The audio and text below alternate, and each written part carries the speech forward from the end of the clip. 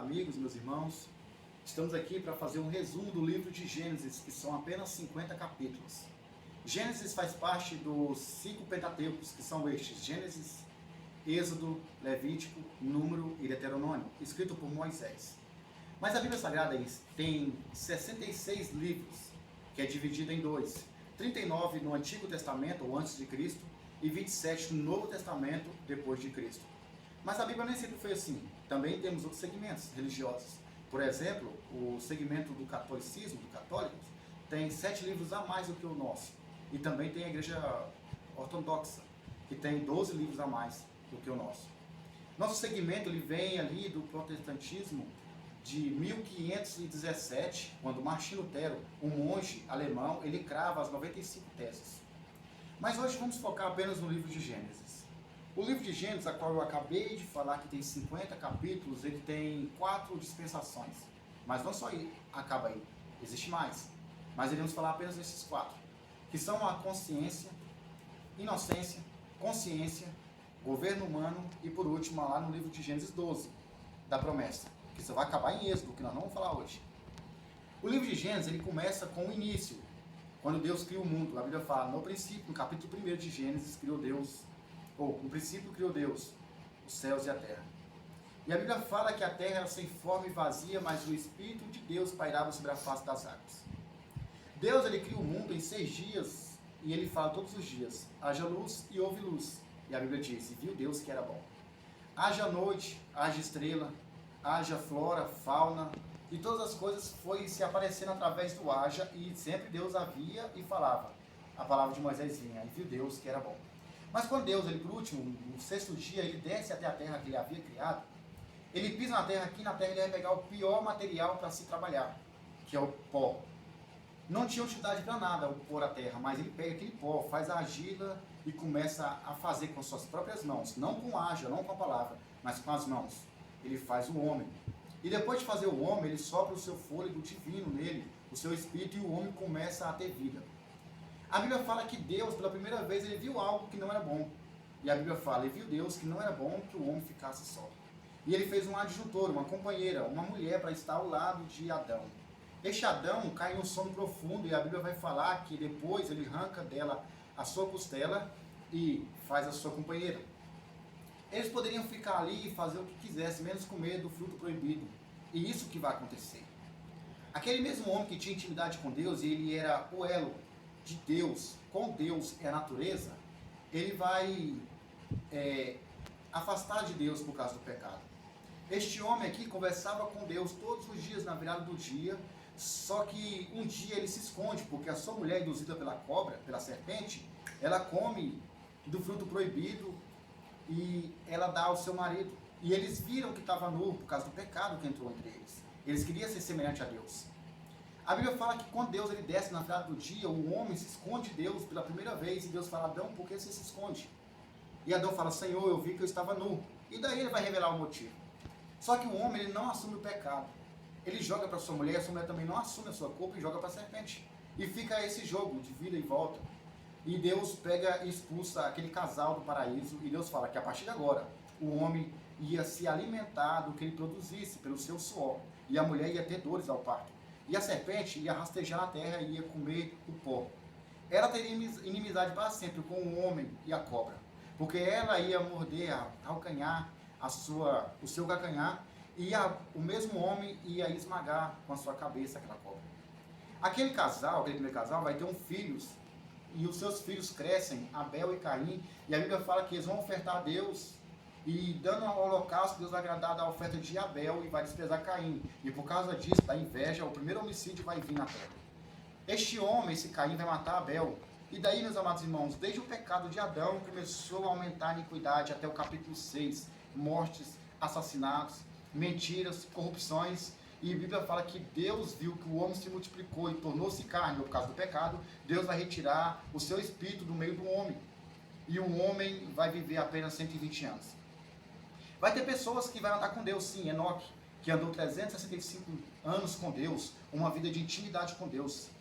E a Bíblia fala que este homem teve um filho por nome Matusalém, que quer dizer, quando este morrer, acontecerá. O que acontece? Quando Matusalém morre, a Bíblia fala que vai vir um dilúvio. E a família de Noé vai ser salva, porque ele pregou a respeito de dilúvio, só que até então nunca tinha havido chuva na terra. Os homens daquela terra não acreditavam na chuva, porque não havia chuva. E quando vem o dilúvio, os homens perecem, os homens morrem, e Noé, ele é salvo juntamente com a sua família e os seus filhos. Aqueles animais de 2 em 2 que entrou com ele também se salvam. Depois que acaba o dilúvio e passa meses e meses para a água se extinguir da terra, a Bíblia fala que a arca de Noé ela é aberta e ele sai para fora juntamente com os animais, juntamente com a sua família, e dali vai começar um novo segmento de homens e mulheres, uma nova descendência, mas o pecado não foi extinto, o pecado ainda continua. Os homens vão se multiplicar de novo e vão fazer a Torre de Babel, vão querer chegar até os céus, os limites dos céus, e a Bíblia fala que Deus manda o Espírito para confundir as línguas, e ali é o fim dos parênteses. A Bíblia fala que depois disso vai vir um homem, que aí começa a dispensação da promessa, que é de Abraão, capítulo 11, quando Deus chama Abraão para sair do meio da sua terra, do parentela, e para uma terra distante, um lugar que ele não conhecia, que Deus haveria de mostrar. Deus faz uma aliança com Abraão e fala que a sua descendência seria grande e numerosa. Essa aliança ela é renovada por 3 vezes, Abraão, depois vem seu filho Isaac, que é os patriarcas, e também por último Jacó. Jacó ele vai ter 12 filhos, e os seus filhos vai fazer parte das 12 tribos de Israel. O nome de Jacó também será mudado e chamará-se Israel. Esses filhos dele, tem um com a qual ele gostava mais. Esse menino ele foi querido em tudo. Ele era o melhor filho para o seu pai, ele ganhava as melhores roupas. Só que este menino ele era odiado pelos seus irmãos, e os seus irmãos arquitetam um plano maligno e o vendem como escravo.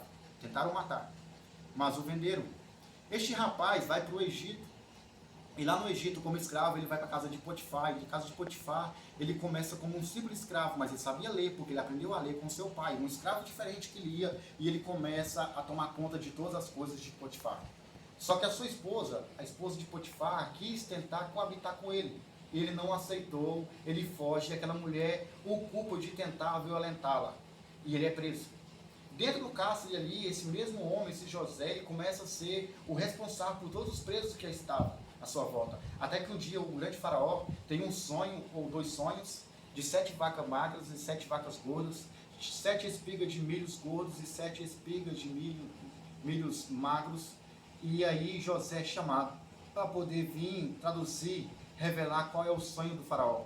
E José ele consegue decifrar o sonho. E a Bíblia fala que depois de decifrar o seu sonho, o próprio faraó colocou ele como governador, estando abaixo apenas do grande faraó. Depois de faraó, quem mandava era José, em toda a terra do Egito.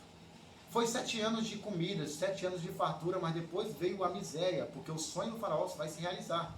E começa a pobreza no mundo. E o mundo começou a passar por uma crise muito grande naquela época. E depois, por causa dessa crise, a Bíblia fala que os irmãos de José vão até o Egito para comprar alimento.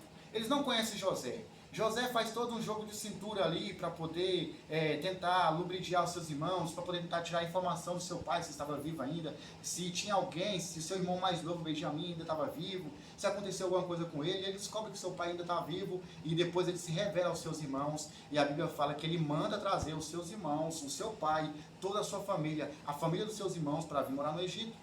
Agora presta atenção, 75 almas vão sair dali da terra de Midian e vão até o Egito. Essas almas, essas pessoas entraram a convite. Na época de José, o governador do Egito, elas foram mantidas, elas viveram ali, e a Bíblia fala algo diferente ali do que fala com o patriarca Abraão e com o patriarca Isaac. O patriarca Abraão e o patriarca Isaac, quando seus filhos crescem e têm uma intimidade com Deus, eles somem da história. A gente não vê mais falar de Abraão quando Isaac está grande, somente a sua morte. Da mesma forma aconteceu com Isaac. Quando Jacó foge para casa de Labão, a Bíblia fala que nós não ouvimos mais falar de Isaac. Só que diferentemente disso, quando José estava no Egito e trouxe seu pai para morar com ele, nós começamos a ouvir sempre falar de Jacó. Jacó abençoou o faraó, Jacó orou no Egito até a sua morte.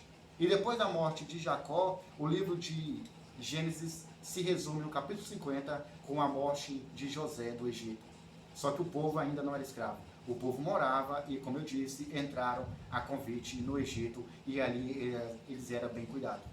Este é o resumo do Êxodo, de Gênesis.